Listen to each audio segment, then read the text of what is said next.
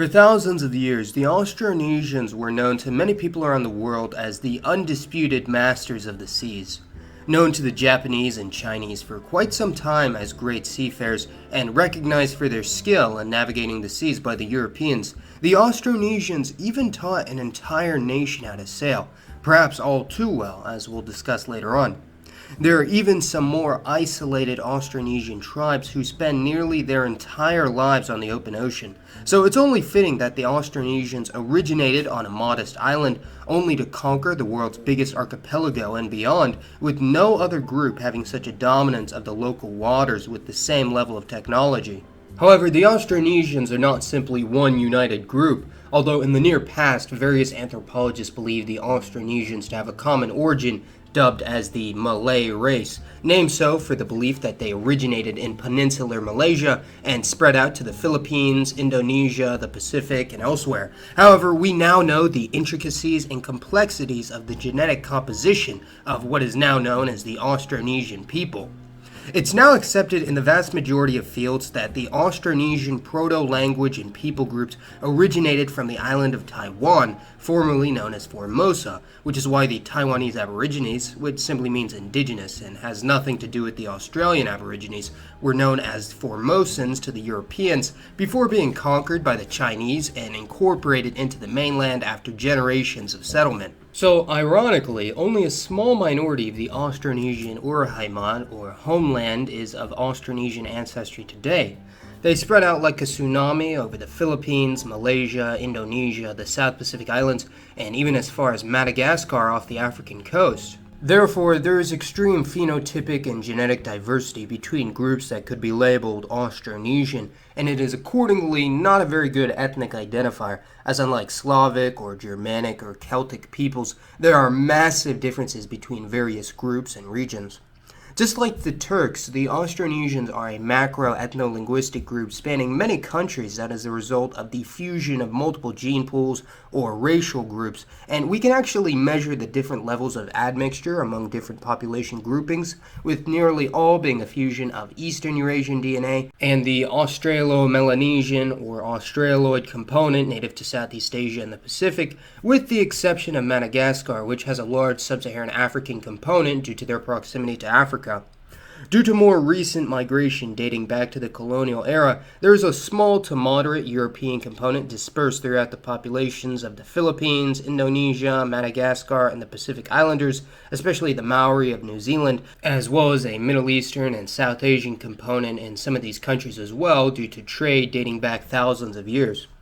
The Formosan, or Taiwanese Aborigine cluster, clearly has the least amount of admixture, showing that they are the origin for the whole of the Austronesian people, although as mentioned, they make up less than 3% of Taiwan's population in the present day, being confined almost entirely to the mountainous interior. However, a very large proportion, a fourth by some estimates, of the non-immigrant Han Chinese population of Taiwan has some Formosan ancestry. Physical appearance would obviously not be a good indicator of Austronesian heritage, as some Malagasy subgroups are far more African than Southeast Asian, and some Austronesian-speaking Melanesians likewise have very little Austronesian ancestry as well. However, the group that was previously thought of as the core of the Malay race, the inhabitants of the Philippines, Borneo, Sumatra, Java, Sulawesi, Peninsular Malaysia, and a few other smaller islands, are the largest Austronesian subgroup by far, which is why they were thought of as the original Austronesians. So although the Filipinos, Malaysians, and Western Indonesians clearly cluster together from a genetic standpoint more so than the others, this doesn't mean they're genetically identical, as the base of the Peninsular Malay or Proto-Malay population was originally of Austroasiatic origin, meaning related to the Cambodians, Vietnamese, and others further north, before being assimilated by the incoming Austronesian population, which is why the Orang Asli, Australoid inhabitants of Malaysia's interior speak Austroasiatic languages to this day. The pre-Austronesian peoples of the Philippines and Indonesia likely belong to a multitude of unknown ethno-linguistic groups, evident by the extreme diversity in genetics, vocabulary, and culture even today between neighboring Austronesian groups. One interesting peninsular Austronesian group would be the Chamic peoples, who are actually located in Cambodia and southern Vietnam, and have been heavily influenced by these surrounding groups after the Kingdom of Champa was conquered by the Vietnamese and Khmer. The other Austronesian-speaking peoples that have a huge amount of non-Eastern Eurasian admixture include the Moluccans of Eastern Indonesia and East Timor, who have a large amount of Papuan blood, as well as Micronesians, such as those in Guam and the Marshall Islands, Polynesians, such as those native to Hawaii, New Zealand, or Samoa, and lastly the Melanesians, who are basically Austronesian-speaking Papuans with around 20 to 25% Eastern Eurasian admixture, who spread out over the Melanesian islands such as Vanuatu, Fiji, and New Caledonia, only after they had learned the seafaring methods of the Polynesians. So as to who exactly is an Austronesian is up for debate, but there have without a doubt been many calls for unity between the Austronesians of Southeast Asia, and this has been one of the more frequently requested national irredentist scenarios on my channel. Jose Rizal, one of the Philippines' founding fathers, is perhaps the best-known advocate of the unification of the Malay archipelago, also known as Malaysia, mainly as a pushback against the European and American rule over these territories. Despite being split between Catholicism, Islam, and even Hinduism, as well as being ruled over by different colonial powers such as the British, Dutch, Portuguese, and Spanish, many politicians believed it was destined to have these Austronesian peoples unite under a single country, although they didn't really dream of uniting the whole of the Austronesian world, stretching from Rapa Nui to Madagascar. So what would it look like if we took it to the extreme and saw the unification of the entire Austronesian realm?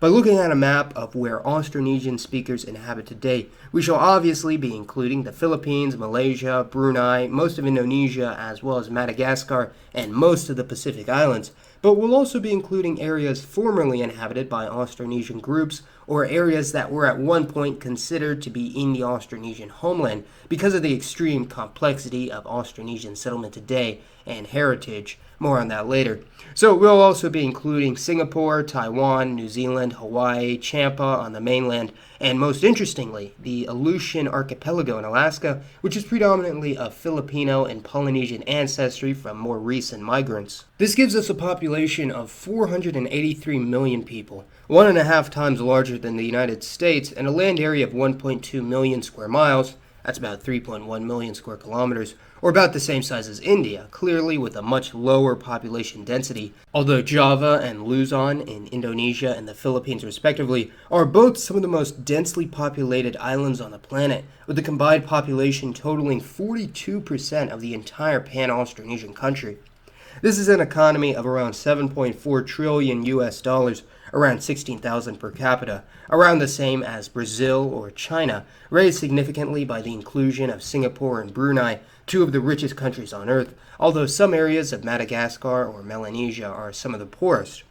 Due to a high degree of bilingualism, it's quite difficult to assess the linguistic makeup of such a country, although the Filipino and Malayo-Indonesian languages would be spoken by the vast majority of the population, with English being the largest spoken non-native language in Austronesian territory, as well as Chinese, due not only to the inclusion of Taiwan, but also a very large and very old overseas Chinese community in Singapore, Malaysia, and Indonesia. Again, classifying by race for Austronesians, just like with the Turkic peoples, is extremely difficult because of the high degree of intermixing with other groups, but roughly 87% of the country would ethnically belong to an Austronesian-speaking group, with the largest cluster, that being the Southeast Asian or Malaysian group, including the Visayans, Javanese, Malays, Sundanese, Balinese, or other smaller groups, making up 79%, while the Afro-Asian Malagasy would be roughly 5%, and the highly mixed Pacific Islander groups would be only 2.5%. The largest overall minority would be the Chinese at over 9%, although nearly 70 million, or roughly 14% of the traditional Austronesian homeland has some significant degree of Chinese heritage, with at least a moderate presence in literally every single region, from Madagascar to Bali or even New Ireland. There's also a large South Asian diaspora in Singapore and Malaysia, and other areas adding up to around 1%, with those of European or mixed European Austronesian heritage making up 2%, mostly due to the inclusion of New Zealand and Hawaii, although an additional 28 million or 6% of the Austronesian homeland has some degree of European ancestry, with an unknown but significant proportion of Malaysia having European heritage, possibly even as high as 14% in the Philippines, judging from genetic studies, but there's also a large degree of overlap with those of partial Chinese descent as well. Of course, virtually the entirety of Madagascar's population has some degree of African genes, highly variable by region, nearly 25 million people, although there wasn't any backwards migration from Madagascar back to the Austronesian core region. Austronesia would be an incredibly religiously diverse country, being roughly half Muslim, nearly all Sunni, a third Christian, split between Catholics and Protestants 2-1, with the remainder belonging to smaller religious groups. The vast majority of the Malays, Javanese, Sumatrans, and some southern Philippine islands would be Islamic due to ancient trade ties with the Middle East, while most of the Philippines, as well as many smaller ethnic minorities such as the indigenous people of Sarawak, the Pacific Islanders, the Malagasy, a small sliver of Sumatra, Timor, and the surrounding islands would be Christian, mostly due to missionaries and rule by the Europeans. As I discussed in an older video, the majority of Southeast Asia and the Austronesian peoples were formerly practitioners of Buddhism and later Hinduism, with very strong influence from the Indian subcontinent, although today the only native practitioners of Hinduism in the Austronesian realm are the Balinese, who are the most numerous, as well as some Cham tribes in Vietnam, and they are joined by Hindus from India and Singapore, Malaysia, Fiji, and elsewhere, adding up to around 2%. Other religious groups would include Buddhists and practitioners of traditional Chinese faiths such as Taoism or Confucianism, animists, the irreligious, mostly in New Zealand, Hawaii, and Taiwan, and a surprising number of adherents to the Baha'i faith scattered throughout the region. So to claim that there is a single Austronesian people from a genetic, cultural, or religious standpoint would definitely be a difficult case to make, as there is extreme diversity in the Austronesian world and among different Austronesian people, but they all still share the same language family and heritage to a certain extent. So go ahead and let me know your thoughts on a hypothetical pan-Austronesian empire, the Austronesian peoples and lands, and for today's poll, let me know which Austronesian-speaking group you would like to learn more about. And as always, this has been Mason. Thanks for watching, everyone, and I'll see you next time.